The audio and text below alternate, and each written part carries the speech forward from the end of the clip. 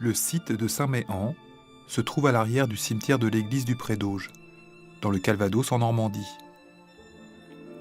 Cette église est excentrée par rapport au village du même nom. C'est avant tout, semble-t-il, l'église du site. La fontaine du Pré-d'Auge se trouve en plein milieu d'un champ, dont la pente est prononcée. Elle est entourée par une balustrade en béton. À l'intérieur de ce premier cercle, s'enroule sur environ 200 degrés un second cercle tracé par un muret. Le muret forme au sol un bourrelet d'environ 10 cm de hauteur. L'extrémité est de cet arc de cercle, ouvert plein sud, se termine par une tête de serpent ou de dragon, redressée par rapport au plan fortement incliné que délimite la balustrade. La courbe du serpent est donc orientée par la tête dans le sens des aiguilles d'une montre. À l'intérieur de l'espace cintré par ce serpent-dragon se trouvent 3 chênes, dont le plus ancien contient une statuette de Saint Méen. On prononce localement Saint-Main. Ce vieux chêne n'a pas survécu à l'élagage effectué en 2009. Le tronc creux de ce chêne est complètement ouvert à l'arrière, vers le nord. On peut constater qu'il est calciné. Les 2 autres chênes sont en pleine santé. L'un est à maturité, il a été planté vers 1920, l'autre a seulement quelques années. Il a été mis en terre récemment afin de pérenniser le site, ainsi probablement que la représentation du chêne vivant en regard du chêne mort ou vieillissant. Cela renvoie à l'idée d'un renouvellement cyclique de la vie. Il y a d'autres éléments signifiants à l'intérieur du serpent-dragon de pierre, dont certaines portions ont été reconstituées en béton, notamment la tête. On trouve un pyramidion en pierre de taille qui superpose des formes géométriques variées, triangles, lignes ou bandeaux horizontales, carrés, rectangles et ronds, ce qui donne en volume une pyramide, un plateau, un cube et une sphère. Les 4 faces du pyramidion sont décalées d'environ 30 degrés par rapport aux points cardinaux, ce qui peut suggérer un découpage du cercle de la balustrade en 12 sections. Une source sort par 2 orifices d'un muret en pierre meulière, faisant office de fontaine. Une carte postale ancienne montre qu'à l'origine, l'eau coulait directement de la pierre pyramidale à travers 2 trous. Sur le site actuel, l'eau forme un ruisseau qui serpente en S. Le ruisseau à l'intérieur du cercle dessine un demi-cœur. Il se jette dans une mare en contrebas. L'eau de la mare serpente ensuite vers le fond du vallon, selon une courbe allant dans le sens inverse des aiguilles d'une montre.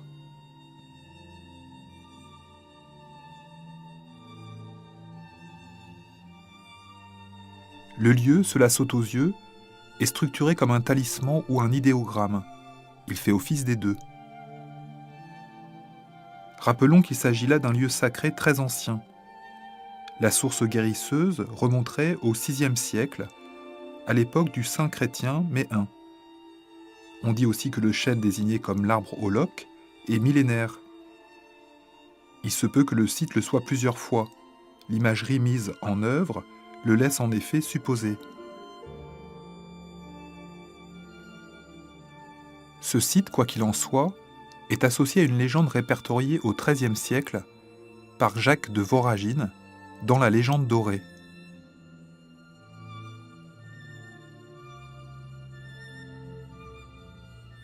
Saint Méen, fatigué d'un long voyage, se repose au pied d'un chêne. Il aperçoit 2 jeunes filles qui remontent du bas du vallon où elles sont allées puiser de l'eau. L'abbé les arrête au passage et leur demande un peu d'eau pour étancher sa soif et laver les pustules qui couvrent son visage. La première, petite, laide, revêche et sans pitié, précise la légende, lui tourne le dos et s'éloigne d'un air méprisant. L'autre, de taille moyenne, svelte et distinguée comme une damoiselle, s'approche en souriant du vieillard et dépose à ses pieds sa cruche de terre. Saint Méen remplit alors sa gourde et il dit ceci à la jeune fille compatissante. « Désormais, pour épargner vos pas, vous viendrez puiser l'eau à la source qui va jaillir ici même sous cette chênaie. Quant à votre compagne, elle est déjà atteinte de la lèpre, et après avoir vainement essayé tous les remèdes, elle devra venir se laver à cette source, si elle veut guérir. » Et il en fut ainsi de tout point, commente le clerc bénédictin. La vertu miraculeuse de la source fut bientôt connue, et depuis on n'a pas cessé d'en faire usage, ni de prier Saint Méen, pour obtenir la guérison des maladies de peau, ajoute Voragine. La fontaine du Pré d'Auge est un lieu sacré au sens au moins de lieu de projection. Il fait en cela office de talisman. Le site permet la projection de l'ombre de l'ego, des troubles et des maux psychiques qui lui sont dus. Ces perturbations découlent du fait que la totalité du désir ne peut s'exprimer en cette surface signifiée par la peau de la réalité, où se joue la vie de l'ego. Les projections du négatif de l'être, de l'ombre individuelle et collective, se font plus ou moins sous contrôle rituel en ces lieux sacralisés. L'aura symbolique du talisman supplée l'officiant. Cela permet, si ce n'est de guérir, de soulager au moins les tensions consécutives aux poussées de l'inconscient qui cherche à se réaliser par son désir. La souffrance induite par ces tensions peut se somatiser au niveau de la peau. La source, dit-on encore aujourd'hui, guérirait notamment l'eczéma et le psoriasis. Favoriser la projection des contenus de l'inconscient permet d'empêcher la formation d'abcès de fixation. De tels agglomérats d'énergie noire, opaques parce qu'inconscientes, peuvent se transformer en affects néfastes. C'est comme une boue stagnante qui s'accumule jusqu'à ce qu'elle ne puisse plus être endiguée par le système de protection qui permet à l'ego de se maintenir d'aplomb au sein du groupe. On se purge ici des scories de l'être de l'ego. On dépose son linge souillé. On se purge et se lave en ouvrant modérément et de façon contrôlée, ce que figure et incarne symboliquement le cercle circonscrit, certaines vannes psychiques. La méditation plus ou moins approfondie et consciente, suscitée dès l'entrée dans ce type de lieu, redonne tout du moins un peu de flux à l'énergie comprimée. Elle s'écoule alors à nouveau comme un filet d'eau du corps fermé signifié par la pyramide de pierre. Le site permet également la projection in situ de la lumière en soi, de la vie en mesure de s'épanouir. Elle trouve ici son point de passage, le canal le plus favorable à son expansion continue et fluide. Le site sacré en tant que lieu de méditation, celle du moine arrêté sous un chêne dans la légende, favorise l'expression de l'esprit même de la vie. Le site favorise le rayonnement divin de l'esprit dans des formes incarnant la beauté et l'harmonie. La beauté et l'harmonie physique et morale du paysage qui fait sens et de la jeune fille à la cruche. C'est ce à quoi aspire le principe créateur, même s'il est déjà résiduel en la figure du saint chrétien touché lui-même par une maladie de peau, précise la légende. Méen est comme un avatar tardif et un peu dégénéré de Bélénos. Mais la fontaine du Pré d'Auge n'est pas qu'un lieu de projection, de magie noire ou blanche, selon les ressorts opératifs en effet d'un talisman. C'est aussi un lieu de formulation consciente d'une conception immémoriale de la vie, ceci par le biais d'un idéogramme. Cette conception ancestrale est exprimée symboliquement. Le site témoigne aussi, nous allons le montrer, d'une volonté de réfléchir aux moyens de modifier certains paramètres de la vie terrestre pour la faire évoluer autrement. L'idéogramme tracé en pleine campagne entremêle les modes d'expression. Il utilise les composantes de la nature, il fait référence aux différents éléments et règnes du vivant. Il prend également en considération l'organisation spatiale du paysage, les inclinaisons et sinuosités du terrain. La formulation s'appuie sur des mythologies et légendes d'origine a priori hétéroclite. Orientale avec le serpent-dragon, égyptienne, la pyramide. L'imagerie du chêne et de la source, la présence dans le creux du chêne de la divinité Bélénos, transformée par les chrétiens en Saint Méen, nous renvoie à la tradition celte. Le site véhicule son message en jouant également avec la symbolique des formes géométriques, avec celle des mots pré, auge, mais, un, des lettres, le S, ainsi que des nombres. Que se formule-t-il par le biais de cet idéogramme ? Ce lieu sacré représente et caractérise tout d'abord l'état premier du vivant. En cet état premier, toute forme est constituée de deux corps, un corps végétal et un corps minéral. Sur le site, le corps végétal est déjà évidé, comme mort, mais il a eu la capacité de se reproduire. Ce corps végétal est identifié au corps cognitif de l'homme du fait que l'arbre choisi est un chêne. L'homme cognitif est également représenté par le métal des barreaux de fer incrustés dans la chair du chêne. Le corps végétal prend aussi la forme plus dure et rude chez l'humain d'un corps métallique. L'autre corps est minéral. Il contient en réserve la substance non utilisée de l'être total. Il correspond à l'inconscient signifié par le contenu caché de la pierre non-pierre du pyramidion.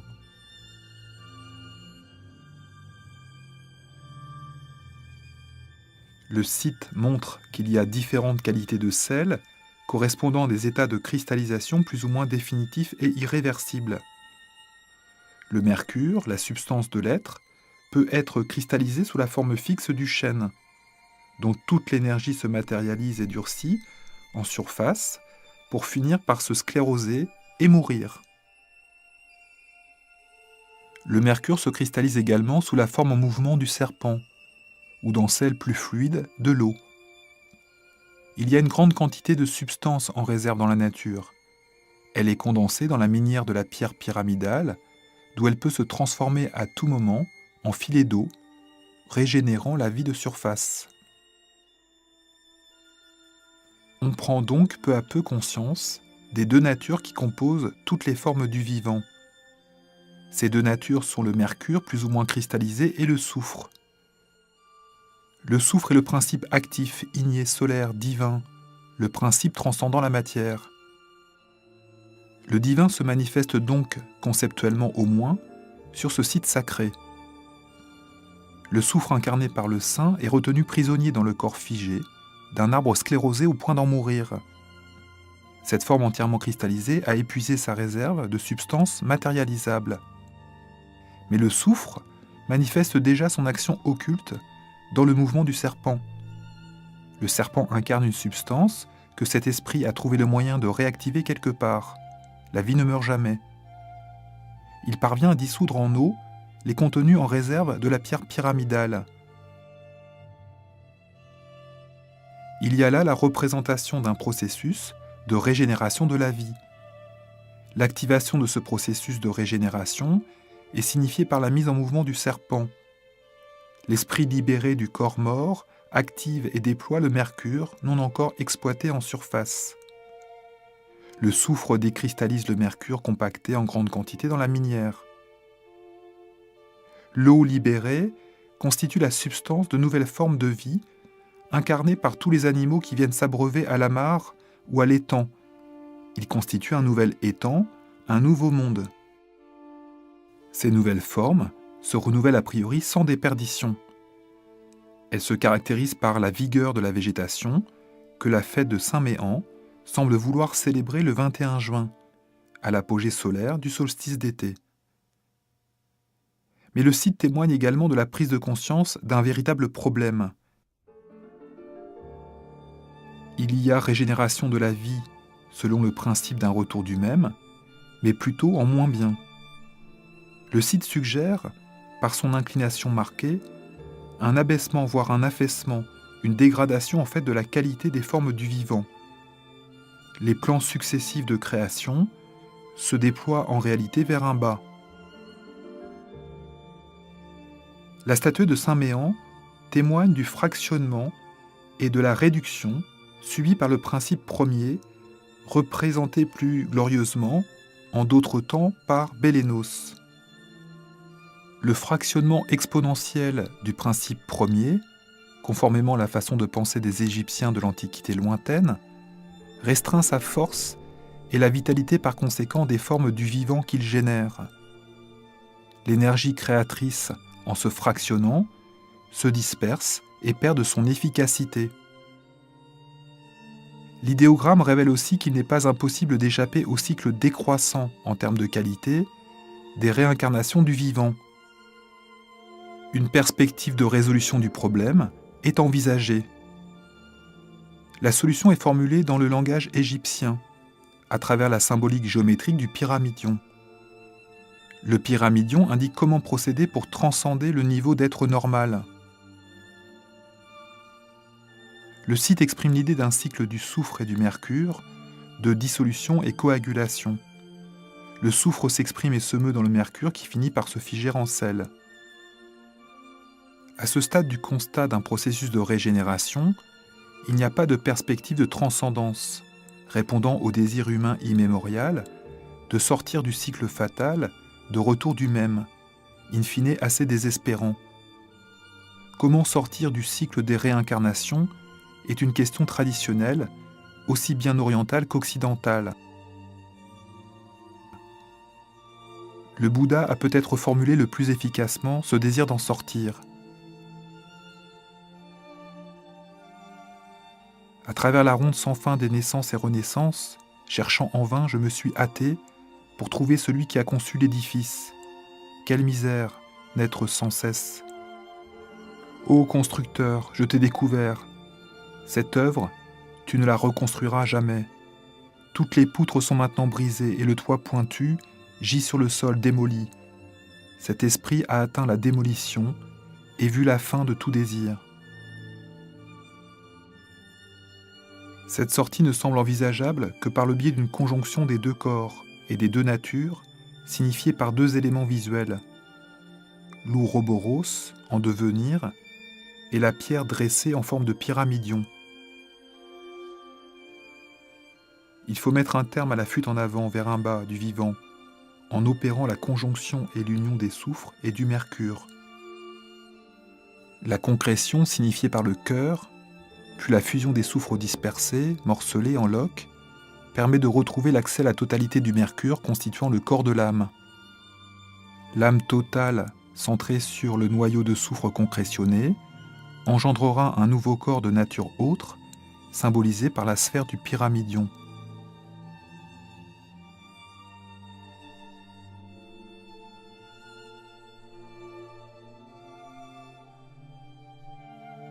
La légende met en exergue l'importance de l'intelligence prospective, méditative et introspective.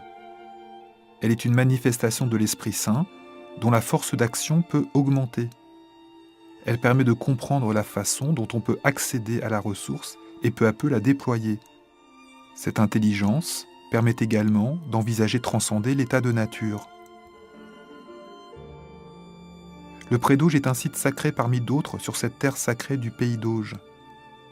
Il a la particularité d'être circonscrit et humble dans les moyens qu'il met en œuvre. Cette petite structure délimitée, un pré, provient des potentialités en puissance de la matrice du chaudron, l'auge. Ce lieu invite au moins à ne plus se contenter de se vautrer dans l'auge de la nature. Il invite à réfléchir aux moyens de s'humaniser davantage, de faire évoluer son animalité, plus ou moins végétative, stagnante et fatalement maladive, en l'état premier de l'être, qui n'est pas un état définitif. On trouve dans ce pays des Lexovii, les boiteux au sens symbolique du terme, bien d'autres traces, et leur continuation chrétienne ou profane, de la méditation d'un peuple celte, éminemment sacerdotal, à l'origine.